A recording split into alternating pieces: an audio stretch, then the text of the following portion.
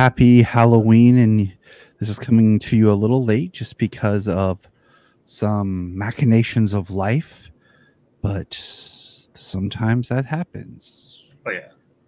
But we've been planning for this, and we had it, and we're like, we're not going to miss our opportunity. So, oh well. But I have with me my fellow enthusiast of the lover of monsters and literature, not Brian, as many would think. You would think it was Brian, but no, that gravely amusing man is off busy, and I actually called in my other pal of monsters, Mr. Brad. How you doing? What's up, I wonder Brad? how you could tell I'm a fan of monsters. I wonder if there's any asides or anything like that. Yeah, I have to show this off to everyone. Exactly. And Brad and I have bonded over monsters and our love of the classics. Yep. And, that's one of the big things like that Brian and I had bonded over too. And what's funny is the book we're talking about today, I actually bought for Brian last year for Christmas because we all know that Brian's a huge Frankenstein fan. And also because what's funny is what we'll be talking about today is called the Superman monster. Now, there's an irony to this episode too. Our friends over at The Last Sons of Krypton actually just dropped this episode where they reviewed this book. Nice. And I had to send Connor a message and kind of chuckle because just because the whole thing was, I'm like, Brad and I have been preparing to do this, and what's funny is I did not know about this book until last year, and I found it after we had done our Halloween stuff. So I was on my I have to do it this year, and here we are. But the better premise late than never. Now, I know that this book is a companion to a it's on the app. I want to say that for everybody because that's how I read it. Was on the app. Same here. They also did one with Dr. Jekyll and Mr. Hyde. Yes, I actually just discovered that just a few minutes ago. It's called this is a sequel to a Batman story called Batman Two Faces. I've never read it, so I have not read it. It has your face in it, but the cover shows a Joker. I heard it's supposed to be a Dr. Jekyll and Mr. Hyde thing. Kind of in the same vein of this, where this is Harry talking to Commissioner Gordon. The other is Commissioner Gordon talking to Perry. So that is one that I will be reading probably was next year. But it was a Elseworlds tale back when the books were actually labeled Elseworlds, and it's an easy read. But it's a retelling of Mary Shelley's Frankenstein through the lens of the Superman characters. Yep. Now, my first question for Brad is, have you read Mary Shelley's Frankenstein? Okay, I know bits and pieces of it. There's actually a specific version I want to read where it has a really cool cover. And I think, who's the guy who created Swamp Thing? Lane Wayne? Yeah. Yeah, I believe he did the cover art. I know he did actually interior art of an actual illustrated book version of it one day. But I haven't actually read the book itself. I know how it ends. I have watched a number of adaptations from the original black and white starring Boris Karloff to the likes of Kenneth Branagh's Mary Shelley's Frankenstein. And of course the Hammer films, because come on, Hammer's great. Yeah, I mean, I have a love-hate with Hammer films, but that's a whole nother discussion. Save that discussion for next year. Yeah.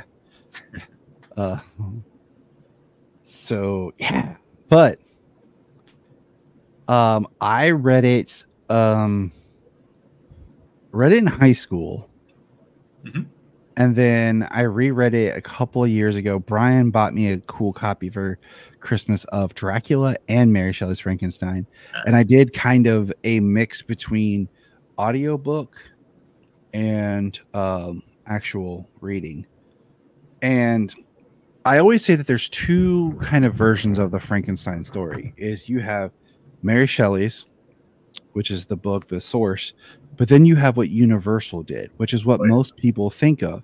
Yeah. And not to go on too many tangents here, but if you have followed along with any of my discussions with Brian over at Gravely Amusing, you know that we've had a lot of discussions how there are the classic monsters of literature and their versions, but then there's specific traits to the Universal line. Oh yeah. Universal has their own stake in Dracula, Frankenstein, and the imagery that goes behind that. So it's very interesting because my shirt is a representation of the Universal style of the Frankenstein monster, and it's the one that most people think of. When the book Mary Shelley takes a little bit of a different journey. Now, like how the monster is created, for example. I do like the Kenneth Branagh film, except I don't like Robert De Niro as the creature. Yeah, that's weird casting. Like, I gotta admit, I was like, really? Out of all the people you get, I mean, he's good. It's just you wouldn't see him as the monster. Yeah, and but we're gonna get into this book because I read it last year, like I said, and I loved it.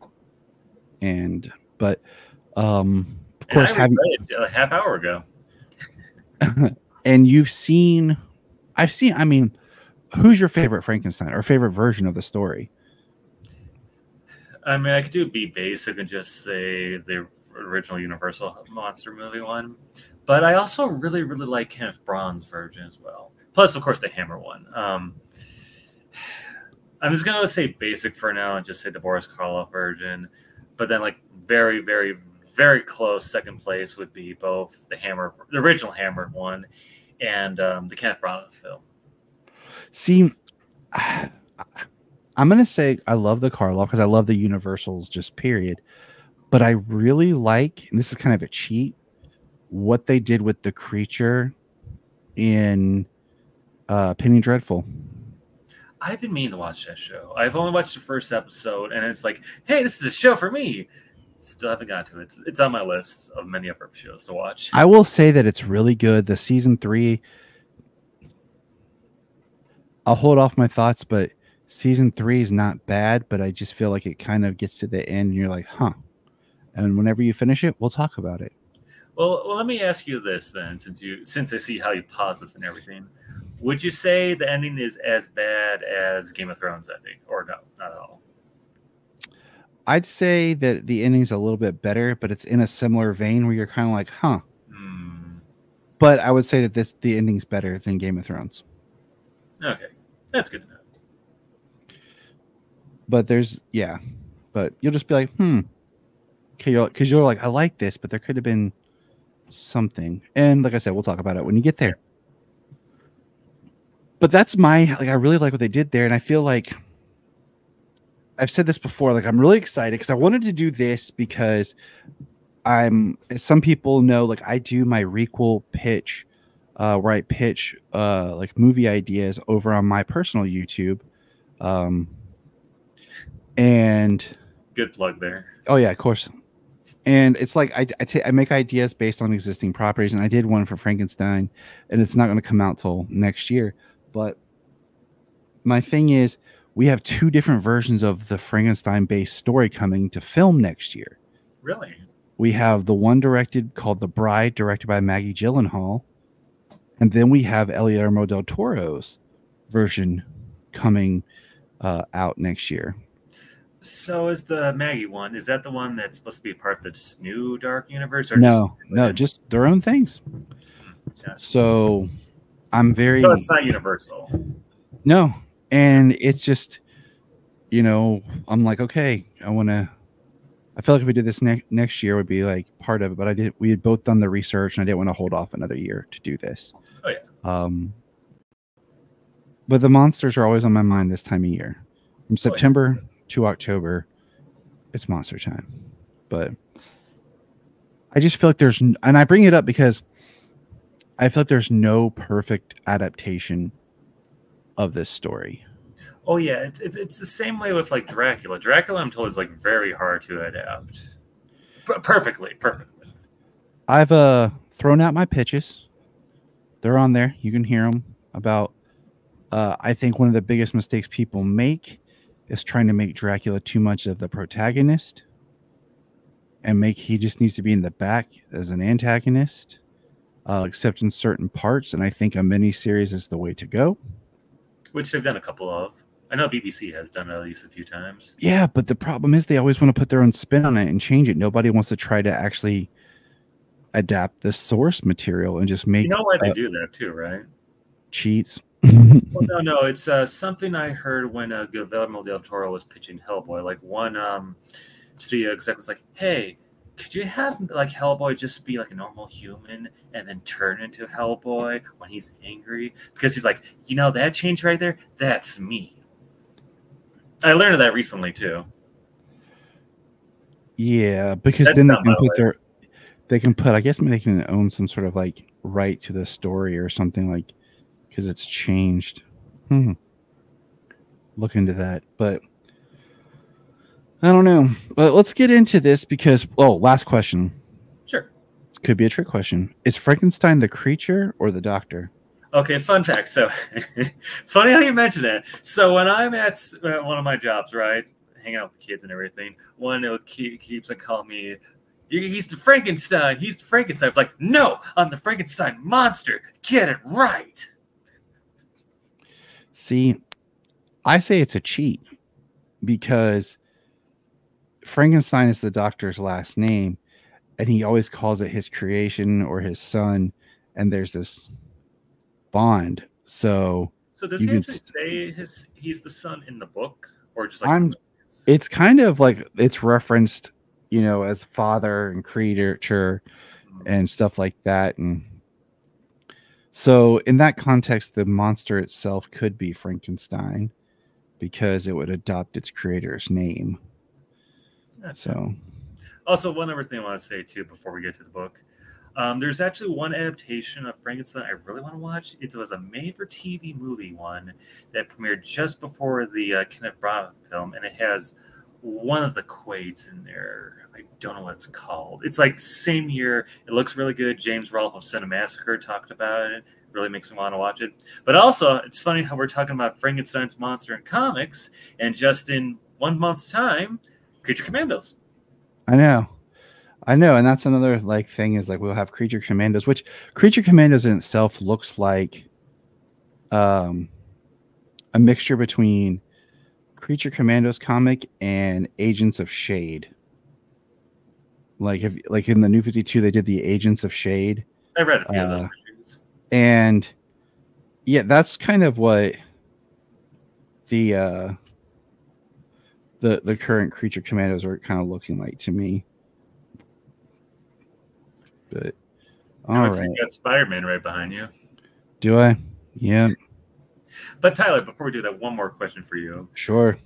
What is your favorite adaptation of Frankenstein? Not just movies, but also shows, comics, miniseries, whichever. That is a really good. Man, are you talking the character or just overall? The story in general, we'll say. Whether it be like updated or what have you. Man, I think it comes down to just kind of being either the Karloff or the Kenneth Branagh. Gotcha. For me, we already know the film one, but I really like Marvel's take on Frankenstein. Like, I've read a bunch of the issues of the original Marvel Frankenstein run on it. It's great. It's a lot of fun. Interesting. Okay. I think you're right. I'm looking for that movie because now you have me curious. Type up Cinemassacre, James Rolfe. That's Rolfe, Frankenstein. I think I want to say like 97. It was like the year 97, 94. You'll find it, and it looks really cool and interesting.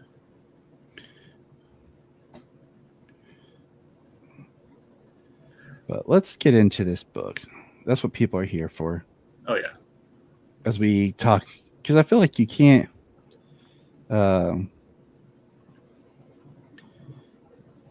really, talk about it without you know, going on many tangents about yeah, like it's one of those stories that's been adapted so many times. Yep.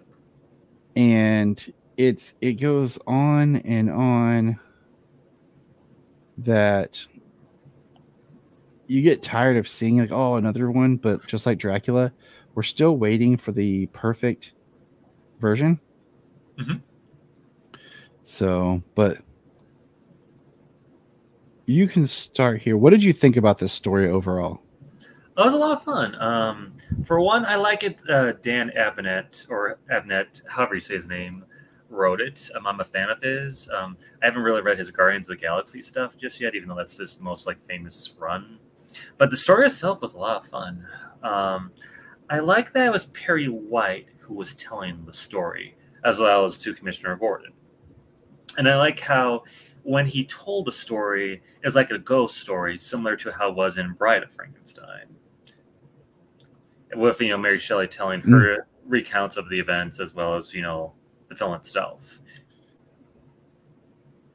Plus, it's very fitting that Perry White, of all people, talk about a good scoop. So, as you were saying, it's Perry. The prologue opens with Perry White and Commissioner Gordon sitting in a club, and it's set in the past. And he begins telling the story of this man. His name was what? Dude's name. Victor Luther. Thank you. Oh, sorry. He's Which like, was appropriate. You made Lex like, the Victor Frankenstein character, because they're both mad scientists, especially during the Silver Age. And that's what I think is interesting is the fact that it makes complete sense right from the beginning that it's Victor, or that Victor is Lex. And basically he's married, he's engaged to I'm trying to find the names. Elois. It's like Elois. I don't know. Eloise. It's Eloise. Eloise. It's how you'd pronounce, but it's Eloise, but it's basically Lois Lane. Oh yeah, Morgan Edge's daughter, of all things. Yeah. Man. And he's in love with her supposedly, but the father I was shocked by, because I was like, I thought Lex would be more in love with his work. This is different. But the father will not approve of the dowry. Yeah. And this is like, Victor being in love and, away from his cousin. Was his cousin times were different people? Yeah, that's right. Because, wasn't his, original bride supposed to be named, Elizabeth, I think, right? Yep. That's why it's like I said, like Eloise.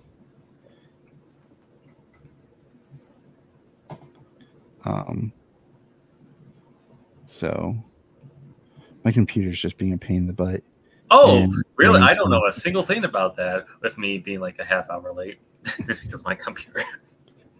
So, but basically Victor, Luther is angry and goes outside and finds a rocket crash that he opens, and it's very much the same kind of rocket ship that we saw in Man of Steel, the John Byrne miniseries. And he opens it, and it's a skeleton inside, like a baby skeleton. What did you think of that, by the way? I thought that was kind of shocking and interesting, because I didn't know where they were going exactly with the story. I mean, I had an idea that it's a Frankenstein thing, but I'm like, at the same time, I'm kind of like, where are we going? Yeah, this is a nitpick, but I don't like that part. It's mainly because, I had the same problem with Amalgam Comics Super Soldier character, who's like a combination of Captain America and Superman. I don't like it where Baby Kal-El comes to Earth, he's dead, he's either a corpse or a skeleton, and they just use the technology or his DNA to make the character. Okay. I gotcha. Jarrell's message, opens up, and basically Victor uses Jarrell as like his teacher when he takes it back and he makes the chamber into more of a resurrection chamber. He hires his gravedigger, and I thought this was one of the best parts. Is he hires this gravedigger robber, and he's like, "I won't tell anyone. Business is business. Business is like business." And he pulls a gun, and he's like, "I know you won't." And he shoots him right in the head. Did you catch the nod of the character he's supposed to be a reference to? Resurrection Man. Oh, okay. They call him, "You're a Resurrection Man." Oh, okay. All right. But of course, he basically brings life with electricity and everything to, he says it lives, and basically builds with the DNA of that Matrix chamber, and I'd say the baby was that was in there, because it's a full grown monster Superman that emerges, and he's in the black and suit with a big silver shield. Yeah, which I love that they used the black suit from The Return of Superman. And I also really like how for the thing that conducts the electricity, instead of like the neck bolts, it's the Superman S. I really like that. I thought that was really cool. I think every choice in this I like. There's nothing I walked away from this going, man, I wish I would have done this. What do you think of Superman's face? Well, I like that it's scarred up. It's scarred, it's damaged, it's the skin, because we don't exactly go into too much about how he assembled the body. Which is, in true fashion to the original Mary Shelley novel, because I know the creation of the monster in the novel is like very vague. It's never really explained how he created him. I always thought it'd be interesting to do a story where the doctor, there's physical differences in the limbs of the monster. Oh yeah. It may be like part of his skin came from different ethnicities, and like one arm might be slightly longer, or like hands are bigger and thick, because you're building from different parts, like you're taking the best parts and stuff. And yeah. Or like with Robert De Niro's monster, his eyes are different colors. Yeah, and I thought that was a good choice, because I think too often it just looks like one person scarred up. One thing I like about the Superman monster design is the head, in addition to the scars and everything, it actually reminds me of Bizarro. And I know and there's a Silver Age Superman comic in which Bizarro meets Frankenstein's monster. It's an actor playing him. It's not really, Boris Karloff or anything like that, but it's just like an actor who meets Bizarro, who's playing Frankenstein. It's a monster. I think the design does reference, Bizarro, because Bizarro is kind of like a creation in a way of like, kind of a mad scientist creation. But Victor is freaked out with his creation and sets his lab on fire, and the creature flies him to safety. But of course, Victor rejects it, and we see him too, because like the monster is kind. It's like, rawr, I gotta destroy everything, I hate life and stuff. It's like, I love that how this story blends the various like mythology parts of Superman, and it still in a way keeps it true to the character. It keeps it true to both the character of the Frankenstein monster and Superman, as he's not evil, he's not vicious, he's not angry like we see, or a killer, because we see a horse-drawn carriage that he's in the city hiding, and we see a horse-drawn carriage. Basically, the person passes out, and he leaps in. And we have a great reference to Action Comics. Yes, number one of him with the horse-drawn carriage above his head. I love that. Absolutely love that. I love and people running away, and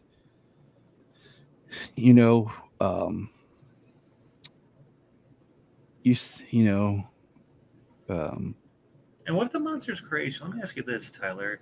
Did it remind you of any other specific adaptations of the Mary Shelley novel? They all start to. I was gonna say, it's been like 2 years since I did my big kind of Frankenstein, you know, where we did a bunch of Frankenstein stuff.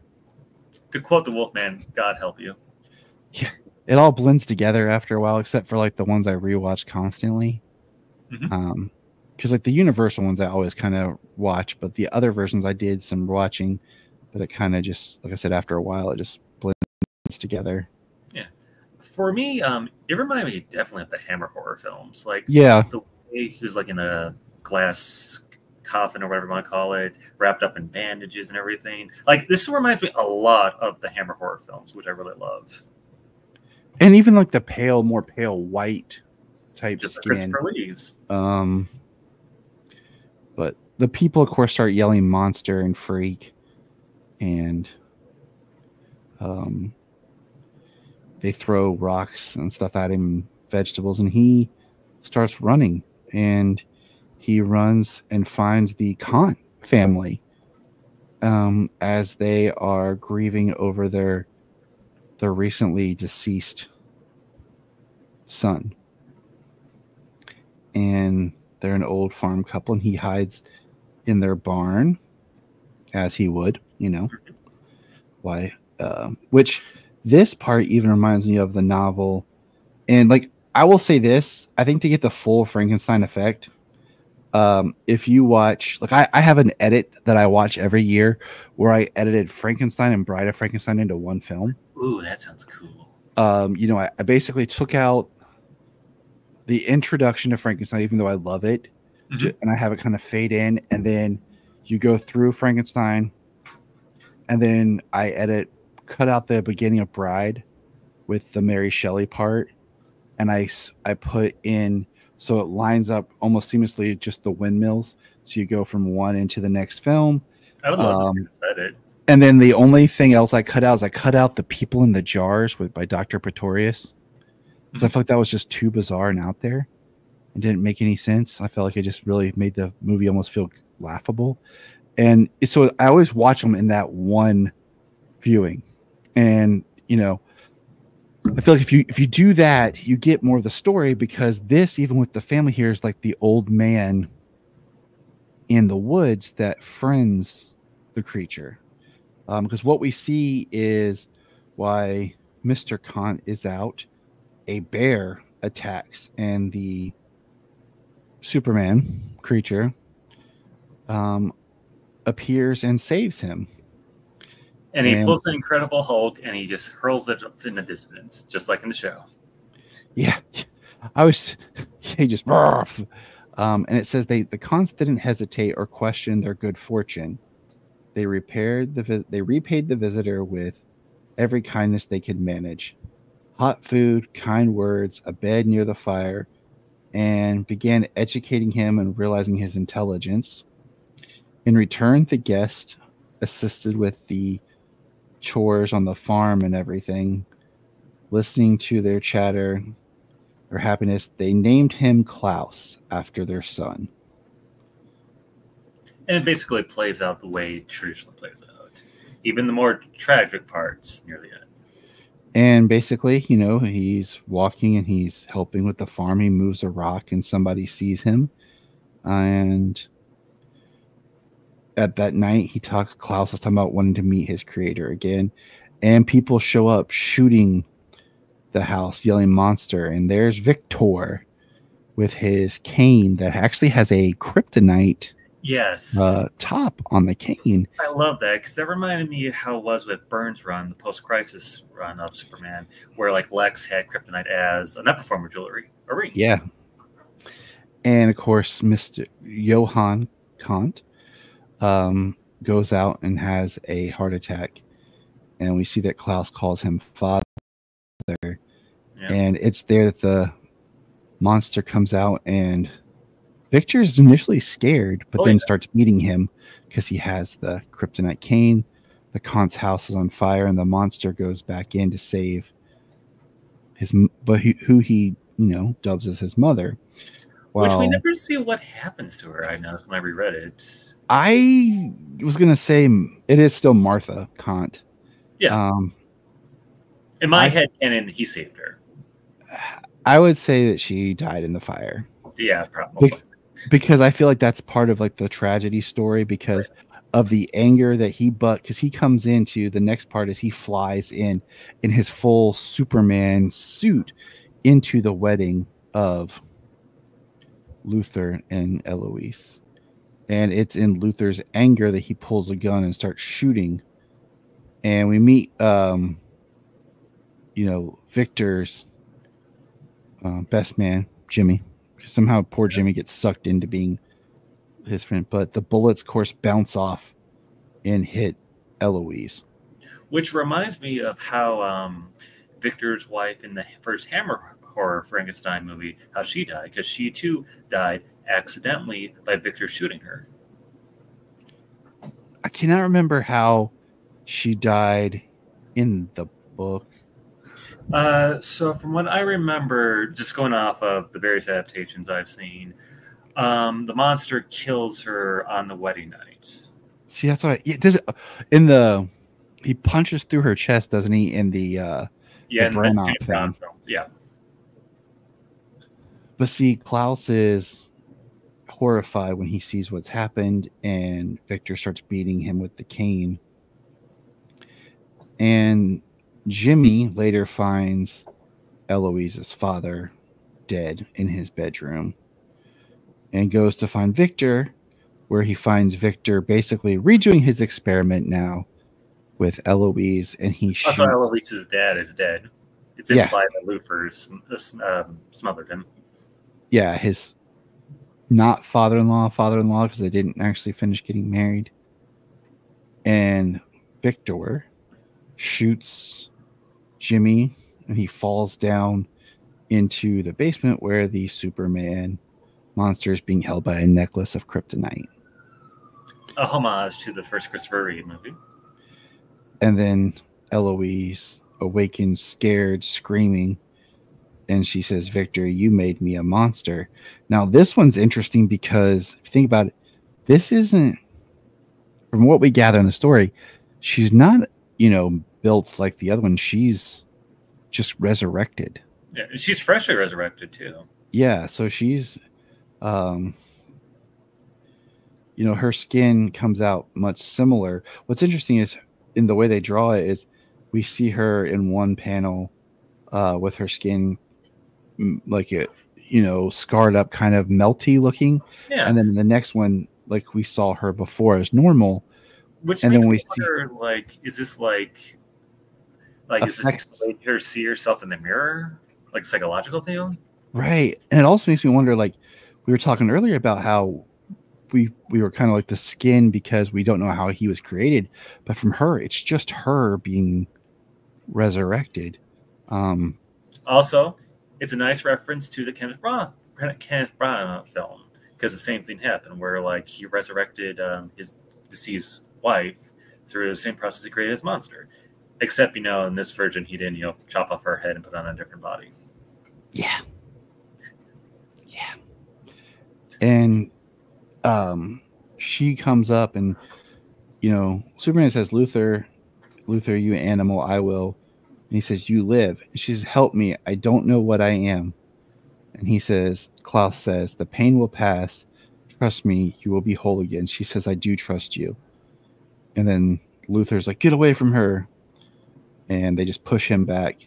And he says, let me save you again. She says, yes. And then they kiss and fire and they fly out, which I thought was really interesting. That like right there, like I was kind of like, the kiss maybe was a little much, but I don't know. It's like, not only that, if you think about it, it's like they never really had an interaction with each other before. I thought when I reread it, like the carriage scene was with Lois, like maybe that was Lois. That's what I thought too. And then she had blonde hair, like it was weird. Like, I mean, it could be Lana, could be, but she's more because I thought they referenced that it was her, but then I was like, it's not drawn like her, so I was confused myself. They just magically fall in love with each other. I mean, it is magic.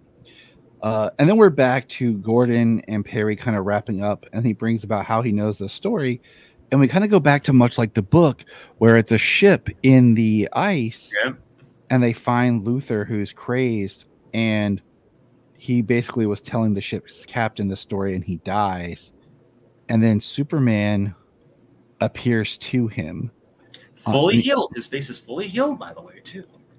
I'm so surprised there wasn't a shot of like him like flying up into the sun in this, like when he took Lois and just went up into the sky and they passed over the sun. And that would actually be like a nice homage to how the ending of Bride of Frankenstein, where like the monster's like, we both deserve to be dead, and like, but it's like the opposite kind of like, but he appears, he said he's healed, he's shiny, and he says, I have come from my creator. He said nothing else, and he took the body and was gone. And then also in reference to Fortress of Solitude too, in one of those lines. Oh yeah. And then you have Gordon says, "Glory be." Out there, Superman and his mate. And Perry's like, "Who?" Oh yeah, I can't read it this far. Who can say, "Not I"? And he says, "Well, I can't top that story. Pleasure as always, Commissioner Gordon. As always, Mr. White, and all too infrequent. Till we meet again. The end." Like I said, it's a short read. Oh yeah, only 50 pages. So it's like 2 books, technically. Mm-hmm. But it's a good read, and I feel like it's very true. And coming around with like this idea of Superman being like the monster Frankenstein, I think is ingenious. Yeah, it's not one you would think of, but when you put think it more like Cyborg than anything else. Yeah, when you put it in the context of the actual Mary Shelley's novel, it starts to make more sense. Yeah, and one thing I forgot to mention is in the beginning when Vic, I'm just gonna say Lex because it's easier for me. When Lex is talking to the science counselor, like, "Oh, your experiments are too, heathenistic and stuff." I like it that Professor Hamilton was a part of that council. Yeah, there's a lot more. I notice each time I read it, a lot more stuff that gets dropped. Yeah, and that's one reason why I like it so much. It's like it's such a cool blending of not just only like the super mythology, but like various moments of the DC mythology too. And I like the cool like little mention of Batman at the end, which at first I didn't realize. Oh, this is a sequel. Yeah, and that's what I'm saying. Like you don't notice it, and then, but yeah.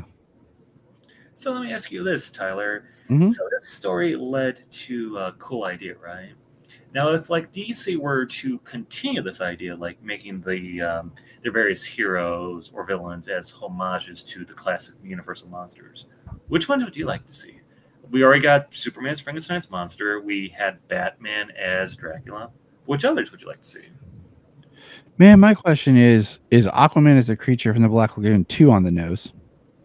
I don't think so, because I like that idea, because I know we talked about this before too. It works, in my opinion. It works. Okay.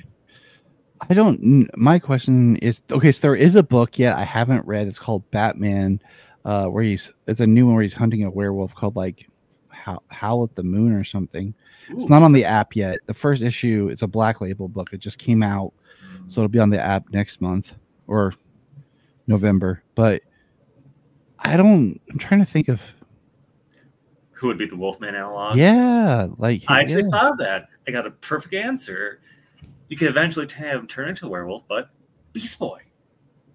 I mean, Beast Boy, yeah. I mean, yeah, you could just have him like where like he's going through various phases of the moon, and each phase of the moon he gets like a different animal transformation, and when it's a full moon, he turns into a wolf.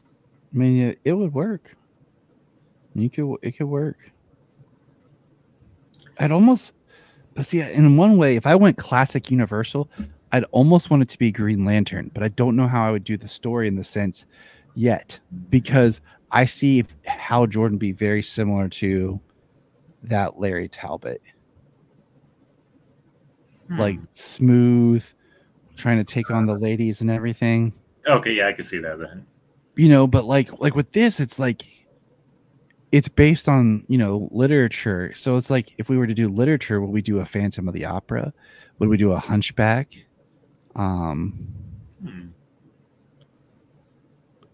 So let me ask you this: who would be your pick for the Mummy? See. For me, I picked Black Adam because he's Egyptian related. There's stuff with the gods there. Might be a little bit too on the nose, maybe not. I mean, I don't know. These are good things to think about. I feel like Superman works so well. Shockingly enough. And I try to, like I said, I try to think of like, or early horror all stemmed from literature. So it's like, what else could we pull from? But I don't know. But this was a good read, and I kind of a good through. I always reserve September as like my monster month, and then October is more about Halloween. And I've often said this, that Halloween is in horror crossover, but they're not one and the same. Oh yeah, definitely. Like there's Hocus Pocus, for example. But I'm just saying, like, a lot of people just think anything horror related can be used for Halloween, but Halloween in itself is its own traditions as a holiday that doesn't have to do with horror in general. It's a very interesting holiday that I think often gets, like, I don't look at like 80s slashers other than Halloween because they set it on the holiday as having any relation, like, oh, I don't watch those for like Halloween time. Like, just because it's a scary movie to me doesn't mean that it belongs in Halloween time. So. Yeah. Like Brightburn, it's a Superman horror story, but not necessarily works for Halloween. Good movie, by the way. It is. James and I will be doing a crossover kind of episode for his horror report. We will be doing Brightburn this month. Nice. And since you shared the link with me and everything, yes, the link you sent me, that is in fact the Frankenstein movie I was talking about earlier, the made-for-TV one. Yeah, cool. All right. Any final thoughts, Brad? Not gonna really think of any. I'm trying to think of it. I love this idea though, mixing like classic horror characters with DC superheroes. I wish they could do it more often. I wish we could think of more creative ideas than what we got so far. My thing is, I'm tired, and I think my brain's going to just start working on it, and we'll probably rendezvous with this next year. Oh, yeah. So we'll come up with the list. We'll just have to create like a thread and keep all of our ideas. Oh, yeah. Like, who would be the brides of Dracula? Would it be, for like Batman, for example, would it be Talia al Ghul? Would it be Vicky Vale, Catwoman, Wonder Woman? I wouldn't do Wonder Woman because I'm trying to think where I would put her. But the Brides of Dracula, because my question is, would you make Batman Dracula or would you make Batman Van Helsing? Ooh, that's a good one. Because see, I think that would be interesting. Make Batman Van Helsing, and then like Quincy Morris and everything, like Dick Grayson. You make Lucy Barbara. Who's the other? Dr. Seward could be like Jason. No, Dr. Seward would be like Tim Drake. Trying to think. Renfield, maybe. I'm thinking. Because it depends on who we depict as Dracula. I want to say Joker, but I feel like that's too on the nose. I know that was my first thought too. Was like, but it could be good though, because you could make it unique though. You could make a unique Joker, like a vampire Joker type thing. Yeah, actually, no, because you could just simply say it's Joker's human form, regular human form, and then once Dracula influences himself, he goes crazy, just like Renfield does. And I'm thinking more like the Bela Lugosi version, but yeah. Or would Joker himself be a good Renfield? And funny how you mentioned Batman as Van Helsing, because like lightning just struck my head. You remember the 2000s Universal Van Helsing film? Yes. Imagine that, where like, because like Batman always has a plan to take down certain heroes and stuff. Mm-hmm. Imagine that with the various monster heroes. Mm-hmm. I'm just thinking, like, I think I think that'd be probably my pitch is you do Batman and Dracula, but Batman's the Van Helsing because you have so many characters in the Batman world to pull from. Yeah. Like you said, to be the brides, to be who would be Mina? That would be maybe Catwoman, make Selena Mina. Well, the thing about Mina is like, And then who would be Harker? Because like with Mina, like I'm trying to think of that too. Like if it's Catwoman, then that means they'd be a relation to Van Helsing, then because like Catwoman and Batman go romantically. Yeah, yeah. So all right, so we make Barbara Mina. Mm-hmm. Dick is Harker. You make Jason, Tim, Quincy, and Dr. Seward. And yeah. Now, hopefully, someone from DC doesn't see this and steal our ideas. Well, if we're coming to court, then DC. Yeah, we love you. We'll lose that. But I'm trying to think. I'm trying to figure out who I would actually really want. I don't know. I mean, you could almost make Harley Quinn Renfield. You think about it, because you have like the Joker as Dracula, have Harley as Renfield, and then when they're bitten, it's kind of like the Joker venom, Joker gas. Oh yeah, imagine like all the smiles and everything. Someone's gonna poach this idea from us now. Yeah, probably. Let's see.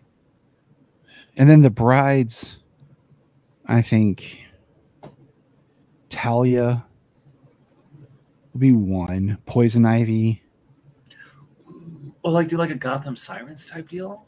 Who would be the third one? Because it could be easy to say Catwoman, but one thing I always loved, and I liked this in Van Helsing, was Dracula brides being like each one different hair color because they're different ethnicities. Mm-hmm. Like the idea. Oh, really? I didn't know that. I'm just going off though the Ford Coppola film though, which I never really did. Even I don't either. We talked about this. That's why Ginny and I did a commentary track for it as we were drunk, which I never drink, so at all. But we cracked open a bottle of wine or whatever. But even then, they tried to give them characteristics. But the one thing I liked in Van Helsing was giving them like the distinctive, like different hair colors.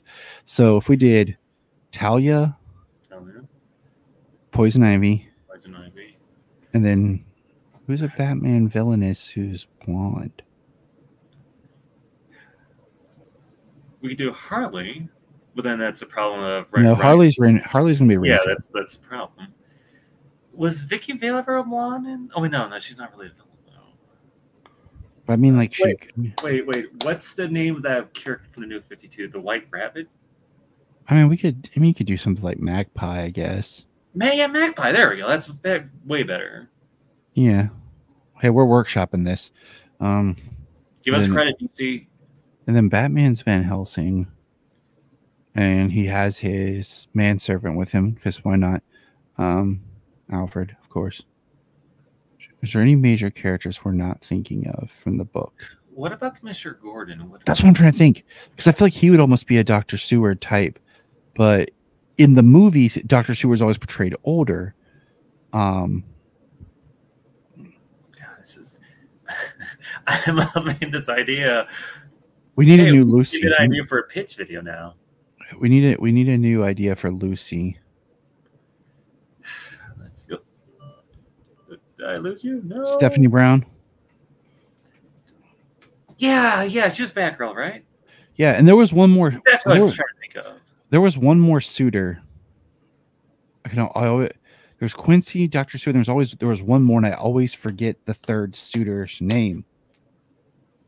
Make it Harvey Dent, just because. Could you? But I was just trying to think who else is like. Yeah, because you have. Yeah, I'm working it.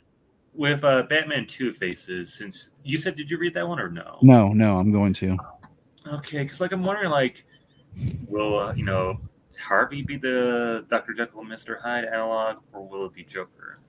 I don't know. I'm gonna go look it up. But you said it's on the app, right? It might be. Okay. I'm not making any promises. I found it out on Wikipedia and was like, I'll check out the Superman. Right. I need to look it up. But hey, we're gonna end here.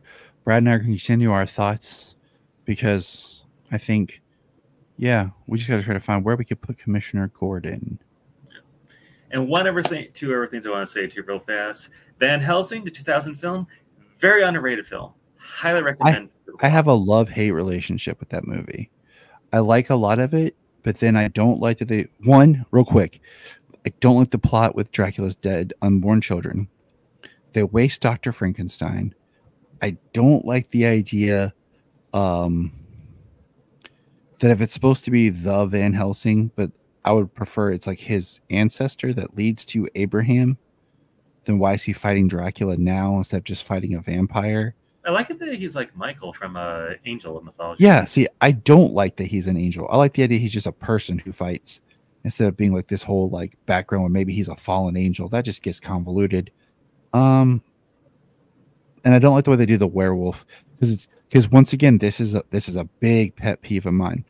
There are werewolves and Wolfman, and then there's the Wolfman, and the Wolfman's different set of characteristics and style. And it's a very universally owned property. Yeah. And in this, they call it the Wolfman, but they go back to more of a standard werewolf. When once again, Van Helsing was being produced by Universal, and they didn't use any of their Universal iconography. Like they didn't make their neck molds. But they're like the Frankenstein though, like they did, but he's blue and he's got that like electric heart and that stiff leg. I would have made him look a little bit more like Karloff just because that's what they're known for. Dracula's a completely different style of Dracula. It's Michael Shannon. He'd be perfect for the monster. He looks a lot like Karloff. I could see that.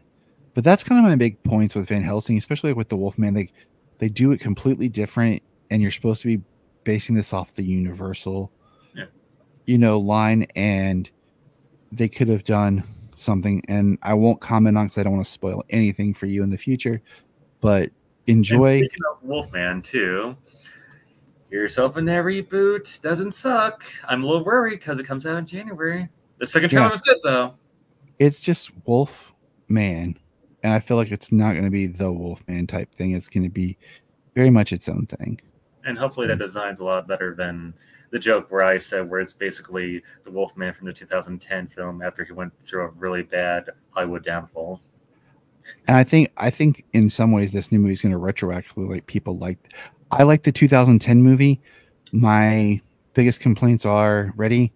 1, I wish they would have made the love story not really a thing unless they made that Gwen was a childhood friend of both brothers and she loved Larry, but then he left. So over time she fell for his brother. Because in the original Wolfman with Lon Chaney Jr., they were twins. The brothers were. Second, I feel like it was a little too gory at times. It didn't need to be. One of my biggest things is I don't think the wolf should have been his dad. It should have been a little bit more of a mystery. It should have been the mom. And the big thing was that the mom had been still alive. And the reason why he was sent away is because he saw his mom, he thought, die. But she's still alive. And the dad keeps her there. And the whole town thinks she's dead. And she's the wolf that got out and killed the brother. And that's the big battle at the end is the mom versus Larry. Now you're making me want to rewatch the movie because I only saw it once, and that was like when it hit DVD. Oh, dude, I watch it every year. I watch both of them. I watch one on the full moon in September and one on the full moon in October. Oh, I love that. But and in case anyone doesn't know, me and Tyler, our favorite monster is the Wolfman. Yep. So, but all right, everybody, check it out. Thanks, Brad, for being here. Thank you for having me as always. You're welcome. Representing other monsters. And hold on. Yeah, I'm about to say you got the shirt that has all of them. So yeah, a fun fact too. I found this shirt my last day at Universal Studios. I was looking forever to find this thing. It wasn't until like 5 minutes before we leave. I'm at this one random shop. I find it. I'm like, I'm so happy. And it glows in the dark. I didn't know that until like after I bought it.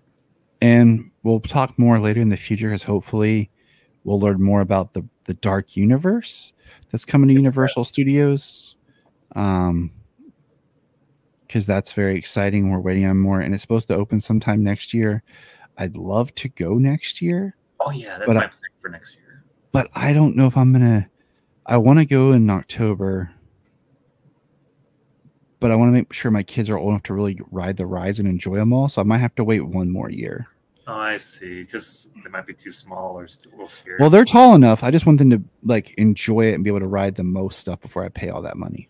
So, yeah. But that's my thought. More from us in our monster talk next year.